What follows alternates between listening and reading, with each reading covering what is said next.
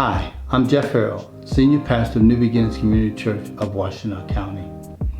In the 1857 Dred Scott v. Sanford case, an African-American slave named Dred Scott had appealed to the Supreme Court in hopes of being granted his freedom based on his having been brought by his masters to live in free territories.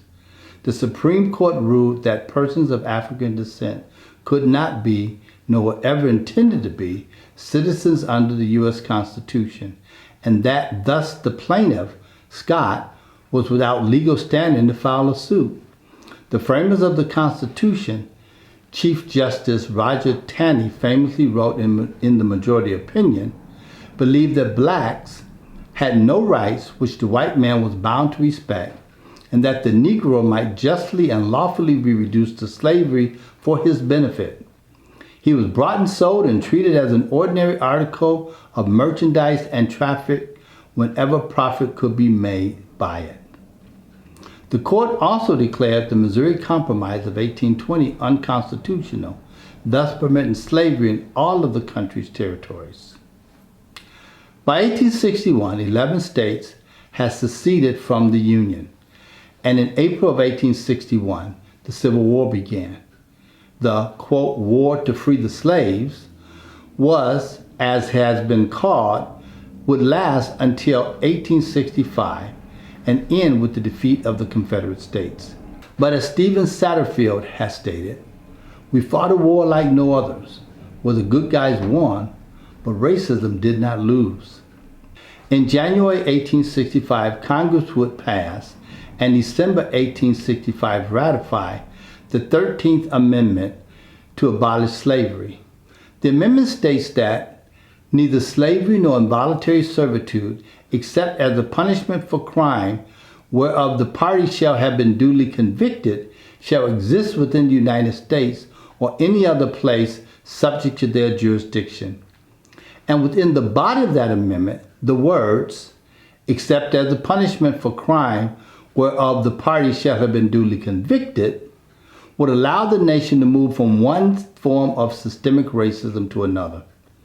In the South, the mass incarceration of black men convicted of crimes for the flimsiest of purposes will begin, and so also will begin an era of convict leasing.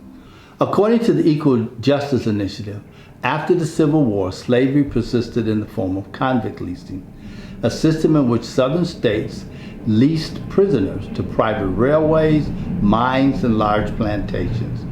While states profited, prisoners earned no pay and faced inhumane, dangerous, and often deadly work conditions. Thousands of black people were forced into what authors have termed slavery by another name until the 1930s. In addition, so-called Jim Crow laws sprang up throughout the southern United States, and these laws created a new structure of legalized discrimination against African Americans. They mandated segregation in schools, parks, places of work, transportation, restrooms, restaurants, at drinking fountains, and many other places. In the 1896 Plessy v. Ferguson decision, the U.S. Supreme Court upheld the constitutionality of segregation laws, ruling that segregation could take place in public accommodations as long as the facilities were of equal quality, that is, they could be separate but equal. In 1913, President Woodrow Wilson would oversee the segregation of the federal bureaucracy. Jim Crow segregation would cover every aspect of Southern life and society. For example, Alabama had a law affecting pool and billiard rooms. Quote, it shall be unlawful for a Negro and a white person to play together or in company with each other at any game of pool or billiards. Georgia had a law that applied to barbers. No colored barber shall serve as a barber to white women or girls. Georgia also had a law that applied to amateur baseball.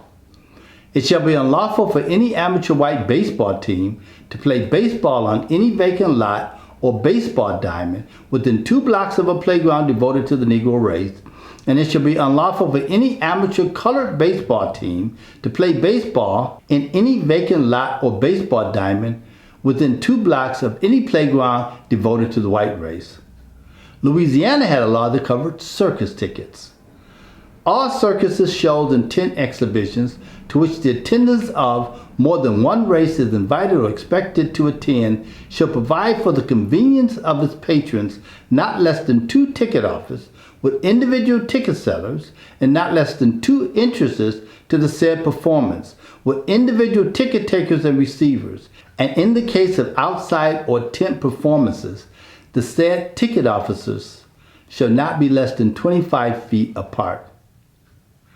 Anti-miscegenation laws criminalized interracial marriage and intimate relations and were affirmed by the U.S. Supreme Court in the 1883 Pace v. Alabama decision. In Virginia, the Racial Integrity Act of 1924 prohibited marriage between people classified as white and people classified as colored.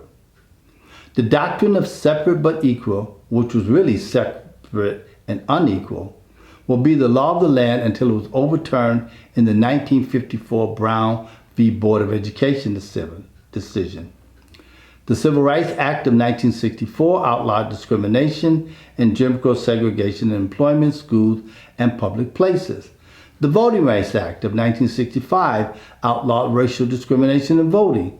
The Civil Rights Act of 1968, otherwise known as the Fair Housing Act, prohibits discrimination in the sale, rental, and financing of housing based on race, color, national origin, religion, sex, familial status, and disability. And the 1967 Loving v. Virginia decision of the United States Supreme Court invalidated laws prohibiting interracial marriage. Now some may say, see, this is evidence that any system of racism has been abolished. However, structures set in place are hard to dismantle. Though the laws were on the books, the enforcement of these laws were another matter. And policies and procedures developed under these laws persist to this day in schools, local governments, corporations, denominations, and other institutions.